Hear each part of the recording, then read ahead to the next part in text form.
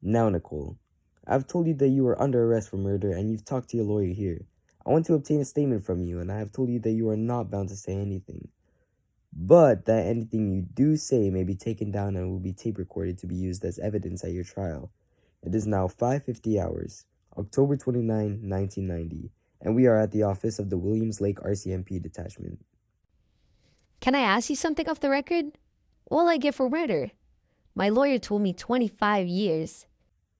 I think, Mr. Girard, that I shouldn't go into that with you, but you know that murder is a very serious offense.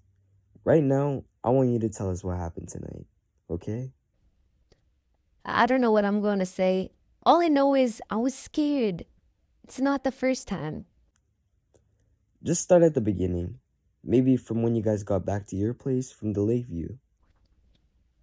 We came back from the lake view and parked the bikes in the yard. Kevin wanted to have a shower, so he went up to have a shower. So me and Joanne went outside and sat at the picnic table and talked. And uh-oh, my sister phoned, so I went in the house and talked to my sister for a while. By that time, Kevin was out of the shower and he called me off the phone and asked me if they were clean jeans. And I said no, but I'd wash them if you wanted. He said no, don't bother. I got back onto the phone with my sister, and by that time, Kevin was downstairs and I had to get off the phone. I broke a wine glass and got shit for breaking it and name called.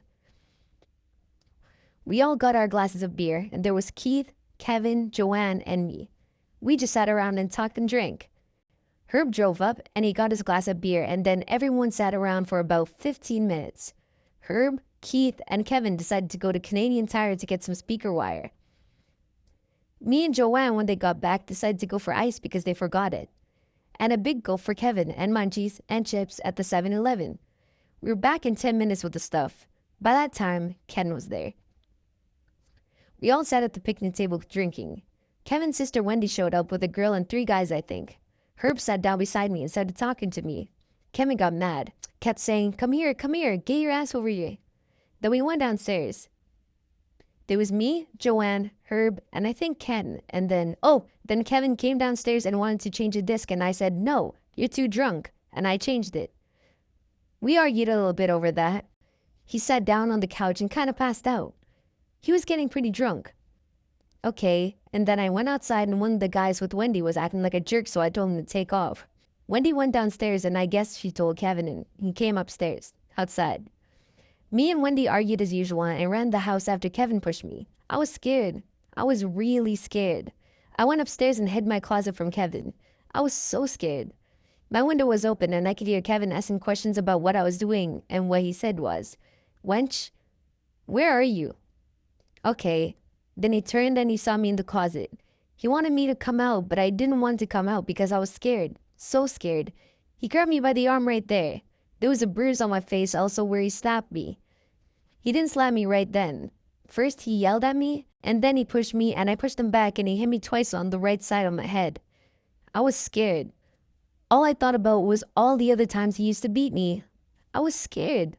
I was shaking as usual. The rest is a blank. All I remember is he gave me the gun and it went off.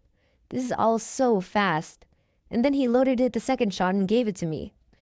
And I was going to shoot myself. I was so upset. Okay, and then he went and I was sitting on the bed and he said something like, you're my old lady and you do as you're told, or something like that. He said, wait till everybody leaves, you'll get it then. And he said something to the effect of either you kill me or I'll get you. That's what it was. He kind of smiled and then he turned around and I shot at him, but I aimed out. I thought I aimed above him and a piece of his head went that way. There was blood and he kept calling my name. He went down just like in the movies. I was running out of the house to the front lawn. Everyone was asking what happened and I told them. And everyone, they all scrambled. Like, shit, I better get out of here. Then I went back in the house and Joanne was on the phone calling the police. I wanted to see him, but everyone said no. I wanted to go to his funeral. And then Joanne kept hugging me and saying, I know, and arguing with what I said. And then you guys came, the police came, and that was it. You mentioned that Kevin kind of passed out when he came downstairs. Do you know how much he had to drink? I'd say about 12. He was kind of nodding off. Oh, he got sick. I remember he barfed on the carpet in the rec room. and I took him into the laundry room and I was comforting his back, like rubbing it. And he was sick over the sewer and he kept pushing me away. He didn't want me to comfort him, and he sobered up a bit. You say that Kevin gave you the gun. Where did he get the gun from?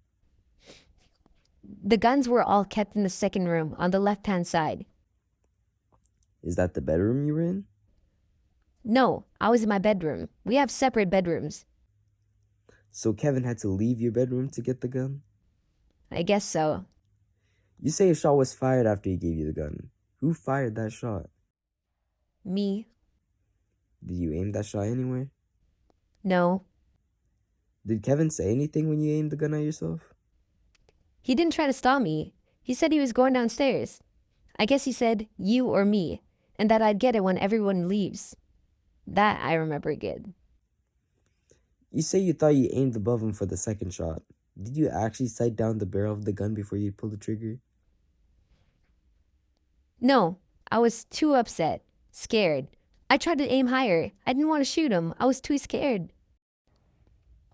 A number of people came and went to your place throughout the evening. Who all would have still been in the house when Kevin was shot? Keith, on the couch, passed out. In the house?